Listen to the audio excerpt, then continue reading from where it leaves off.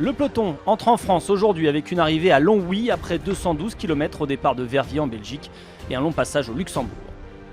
Des bosses tout au long du parcours, un profil pour les baroudeurs mais aussi et surtout pour les punchers avec une ligne d'arrivée placée au sommet de la côte des Religieuses.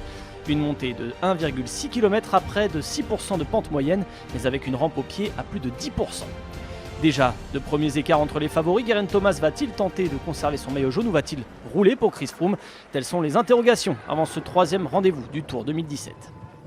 15 km après le départ, la bonne échappée est enfin lancée. 6 hommes sont à l'avant de la course. Il leur aura fallu bagarrer pour se détacher.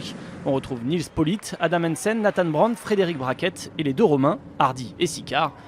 Le peloton laisse filer les 6 hommes de tête et tout ce petit monde va ensuite pouvoir profiter des courbes du circuit de Spa-Francorchamps avec quelques pointes à 75 km/h.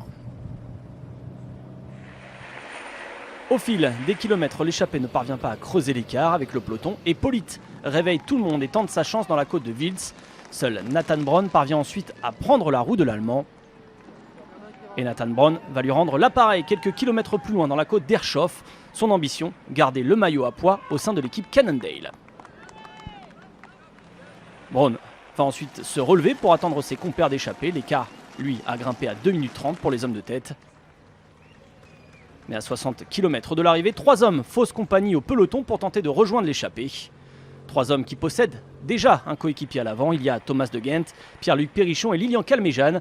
Ils sont rapidement 9 en tête de course, puis bientôt 4. Romain Hardy parvient à suivre les 3 contre-attaquants. Les autres se sont relevés petit à petit et sont repris.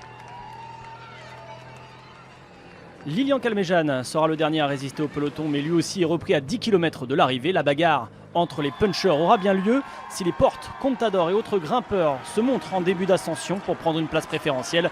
Ce sont bien les punchers sprinters qui s'expliquent à l'arrivée. Van Avermaet, Sagan, Matthews et Dan Martin sont roue dans roue, mais c'est bien le double champion du monde qui s'impose à Longwy. Longtemps maudit sur le Tour, Peter Sagan se rattrape depuis l'an passé après ses 3 succès en 2016. Voilà un premier bouquet dès la 3e étape du Tour 2017.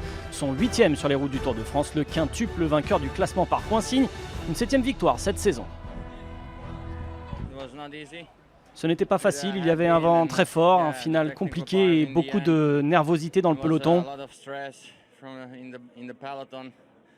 J'ai fait quelques erreurs, je ne sais pas ce qui m'est arrivé aujourd'hui, notamment au début du sprint. Je pensais même que Matthews allait me battre, mais je suis heureux de cette victoire. Et merci à mon équipe Bora. Peter Sagan est décidément plus maudit face à Greg Van Avermaet. Il remporte cette 3e étape au nez à la barbe des meilleurs punchers. A noter la belle 6e place d'Arnaud Demar. Le maillot jaune reste sur les épaules de Geraint Thomas qui termine 8e de cette étape. Beaucoup de changements dans le top 10 avec notamment Matthews et Sagan qui se rapprochent.